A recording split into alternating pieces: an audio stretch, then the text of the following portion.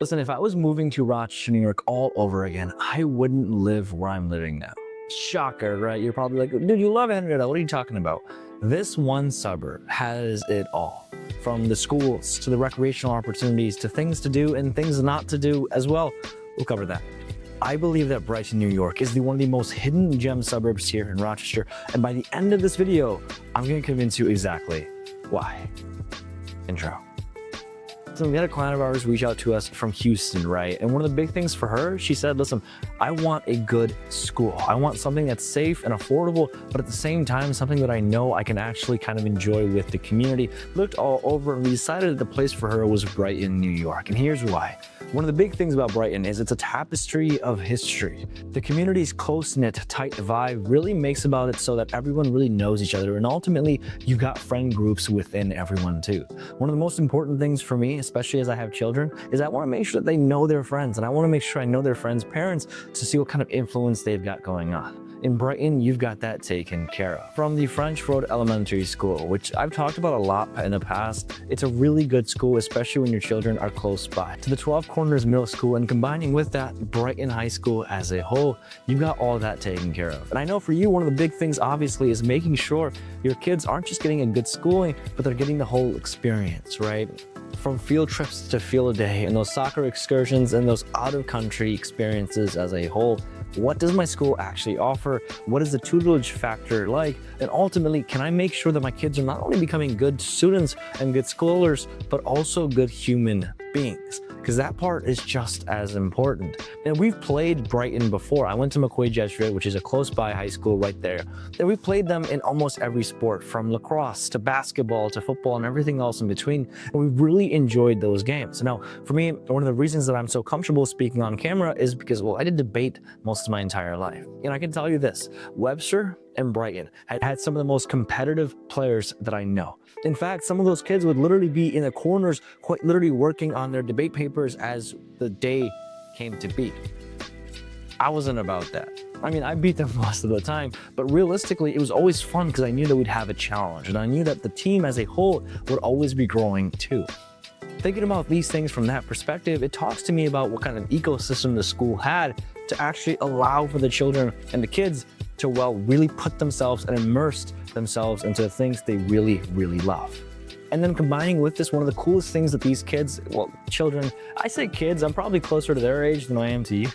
But children, well, one of the cool things is after going to Brighton High School, which is right there, the next corner over is 12 Corners. From Panera Bread to Starbucks to Bagel Land, which is by far the best bagel in all of Rochester.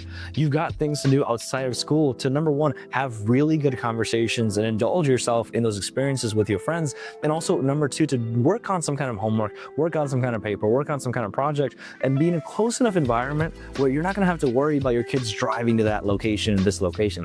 One of the biggest concerns that parents have is, my son just turned 16, he just turned 17. I don't want them to drive too far out. Go to the school and come back home. Well, they don't need to drive anywhere because it's so close by. Things to think about. One of the big things as well is we actively look in Brighton to write on properties. But here's the caveat. Brighton really doesn't have that many listings. So if you're thinking about making a move to Rochester, New York, you have to do two things. Number one, give our team a call so we can see the quantity of listings that exist in the marketplace. Because if that is a low number and you move to Rochester, you will, number one, be homeless, or number two, be living in a hotel. Because right now our market is completely dependent on the seller. We have less than 3 to 4 weeks of inventory, and it's not very good. You need to make sure that you have all the factual evidence with you. You know what specific location you're looking at, and ultimately you've got some offers under the belt to make sure you're comfortable with writing the prices that you have to write. Right now in Brighton, the median home price hovers around $349,000, seeing a near 2% appreciation from last year. But here's the catch. Our prices in Brighton are historically low compared to the rest of the country, with the median price point about $450,000, the median price point here about $350,000. You're definitely seeing that little bit of wiggle room. But here's the other catch. There's always a catch here, a catch there, catch everywhere kind of thing. The $349,000 houses, they're gonna go for $500,000. I know, right? Click off the video now. But no, it's serious. Why? Because, well, we have such a low amount of homes in the market that buyer demand is still penting up. And now with it being March and with it also being spring season, People need houses, man. And people are gonna bid for those houses. Interest rates have gone down around 6.5 right now. Rates are lower. People need houses. Spring market's here. Still no inventory. What do you think is gonna happen? So make sure you have all of those things in evidence and in lockup, because most agents, what are they gonna tell you? They're gonna say, no, come to Brighton, let's get you a house, we'll find the best one. First offer is this. And then you're gonna be out of luck, because that's the market right now. We have so many of our clients reaching out to us from different markets and different places all over the country where their homes didn't sell, where they were selling their home and it took them 3, 4, 5 months. That's not Rochester. And we have these expectations that Rochester is gonna be like that, when in reality, it's simply not the case. So please make sure before you make a move to Rochester, you know the real estate market and you understand it is not, N-O-T, a buyer's market right now. And I say these things not to scare you or to prevent you from buying a house here. I say these things because I want to sleep at night knowing that I'm giving you the right piece of information. That's really all there is to it. Should probably go back to talking about Brighton, huh?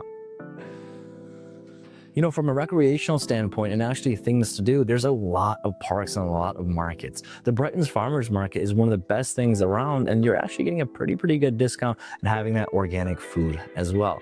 One of the big things for my friends and I, well, I've said this before, but going to 12 Corners was really fun. We had the ability to eat food, kind of just talk about whatever we want to talk about. And there's a library right close by, the Brighton Library, which is like 3 minutes away.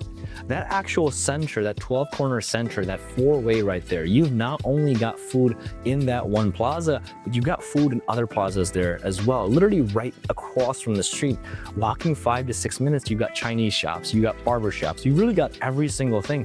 I call it a Chinese shop. I meant to call it a Chinese restaurant, which is interesting, right? But there's a lot of excursions and there's a lot of things to do. And if you actually enjoy sports, you want to go out with your friends and maybe have, you know, play some soccer, play football, whatever you want to call it. We've got Westfall Road right there as well. And then literally 5 minutes away from Westfall, you got Costco. Yes, we need Costco. So all those things go hand in hand, and all those opportunities are always going to be affluent. Now, I'm not just saying Brighton as a whole has activities. Rochester as a whole, we've never had any shortcomings when it comes to these things. 45 minutes away, you've got Bristol. 20 minutes away, you've got Lake Ontario. 15 minutes away, you've got Henrietta, which is for old people and me. But all those things combined make Brighton an opportune location, not only to have things to do in the nearby proximity, but also in places that are surrounding it as a whole. Make sure you have that in consideration, because remember, the affluency of the location is also going to play in part with the amenities that exist to it. What are you getting for where you're living besides just the house and just the school? Then ultimately, what specifically are you looking for based off of those locations too? See, John called us about 6 months ago because he wanted to live closer to his daughter in Rochester. She just so happens to live in Brighton. We got everything situated. We actually talked to John last week, and he's kind of the idea behind this video. John, if you're watching, what's up, man? Thank you. But the idea behind the video was this, and it was a very simple premise. He said, Kagan, I love the fact that I get to speak to my neighbors. And I think that sense of camaraderie and that sense of community, I mean, that's Brighton. And that's super duper imperative, because when you're living in any specific location, and you're living in any of these opportunities that exist all across Rochester, you have to think about it from the perspective of not just what am I getting here, what's getting me, right? Because you're special and you want to make sure the people that are aligned with you and the people that share your values, share your customs, share all those things, hey, you want to be closer to them. I'm not saying live here. I'm also not saying live there. I can tell you this from the perspective of, well, a brown guy, perspective of an immigrant, a lot of the people that we are helping that are of Desi descent, they want to stay close to people of Desi descent.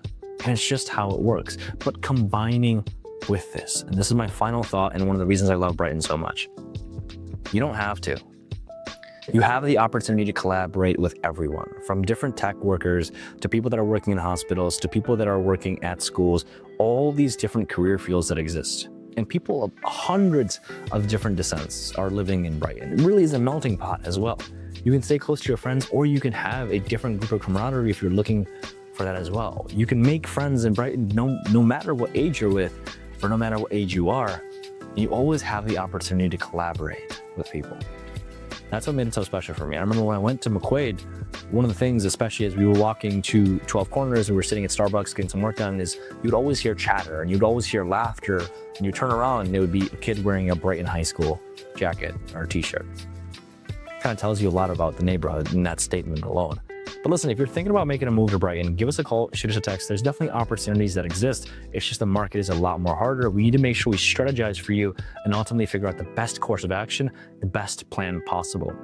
We did a video on every new thing that's coming to Rochester, New York in 2025. I'm gonna put that video right here. Watch it and I'll see you soon. Bye.